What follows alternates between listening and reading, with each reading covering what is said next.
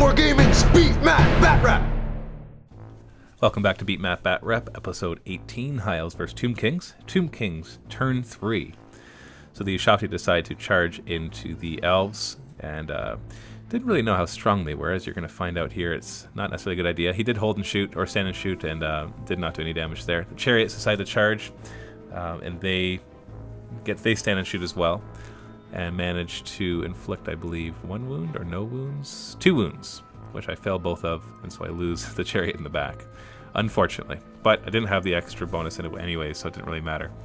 They roll nice and high. They actually got a double 6 there for their movement, so they get to charge in. We'll do the impact hits once we're in there.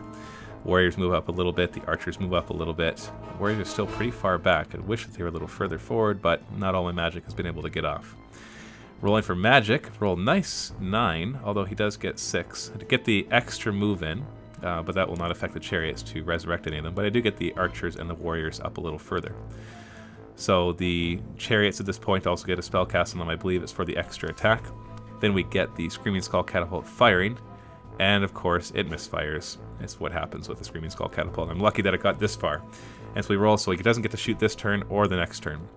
Archers fire, and they're hitting only on 5s here, so 4 hits, and manage 2 wounds on his guys. He does not have any armor, so 2 of them are off. So unfortunately that's not enough to cause a panic test, because they're right by the edge of the board there. He gets to hit my Ushabti first. Really did not understand just how strong these guys were, and they inflict quite a series of wounds on the Ushabti, killing 2 of them and wounding 1 of them. I get to hit back, which obviously is going to be hard. I manage 2 hits. I do get 2 wounds, but he has a 4+ ward save, so he only loses 1 guy, so I lose combat by a lot. I do get my stomp as well, but I've lost by so much. Even with the construct rule, I get killed right there from the unstable. Impact hits on the elves right here. Actually managed to kill off a lot of them. He's going to have a hard time even with striking first and all the wounds that he has. He has a fear roll. He actually fails that, and so his weapon skill has reduced to 1. He did challenge my guy. My champion decided to answer that. Or sorry, my prince decided to answer that challenge. And so there's an epic fight going on right there. Or maybe it was just it's just a regular champion that decided to do it. He wounds him once, and then the guys get to attack everybody else. And his weapon skill is really low, so he's 5+ re-rolling. Only manages 2 wounds, and I do fail. Like 1 or 2 of those, and we're splitting up the wounds at first because it's kind of confusing what you're supposed to do with that. I'll have to look it up to see if we did it right. I get to hit him back with the steeds. I got all the extra attacks. I do kill his champion. No overkill though, but it doesn't look like I'm going to need that. So some attacks from just from the prince there, and then we're getting the attacks from the steeds and the other guys as well. Remember, everybody has extra attacks from the magic phase. Managed to inflict a lot of wounds on him. He's losing combat by so much he's gonna have to roll double 1. He does not. And then we roll to see if we overrun them, and he actually manages to flee away, but he runs off the board, so my guys just regroup. And then the fight right here between skirmishers, as you can see, out of all of that, he did not manage to kill my archers, and so then I hit him back, and I managed to inflict 1 wound, and he does not save it, so he loses by 1.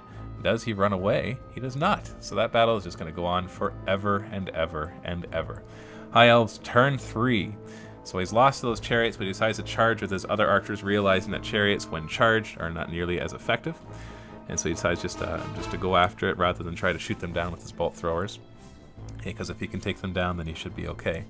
Then his other guards move up and getting ready to engage the warriors, because they are a hardy group there with their 4+ ward save, but it's also got a nice big horde there of the warriors. He rolls nice and high for his magic, and he gets a miscast and gets a large blast template on himself, and everybody underneath it suffers a strength 10 hit.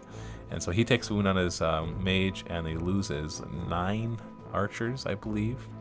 And so he takes serious wounds from a miscast, thankfully. And the other wound that he lost there was actually from a feedback scroll from earlier. I don't think we showed that, which basically the number of power dice that you use, you roll, and every 5+ you take a wound. And he failed only 1 save with that, so he's down to 1 wound. He fires at the mage right there, the Lich Priest, and manages to kill it.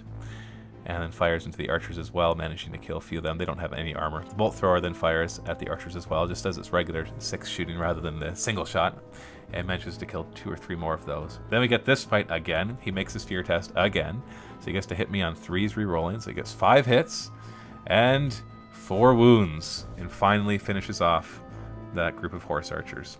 Took 3 turns, or basically 4 close combats, or 5 close combats. I guess it would be 5 close combats before he did it.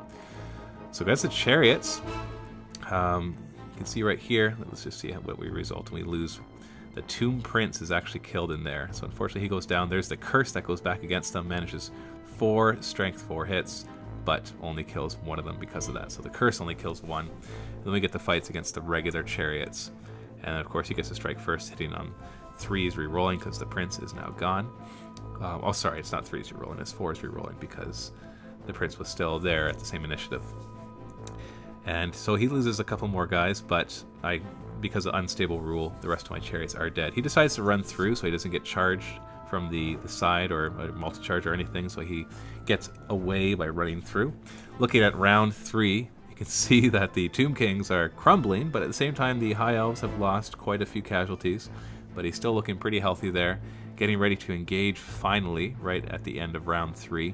So we're going to head into round 4 and see what happens there. My Screaming Skull Catapult, unfortunately, round 4 is all it's going to do is turn back around and not get to shoot. And so unfortunately he's not going to really do much damage. Head on over to round 4, click on the annotation or the link below. Don't forget to subscribe and leave a comment below.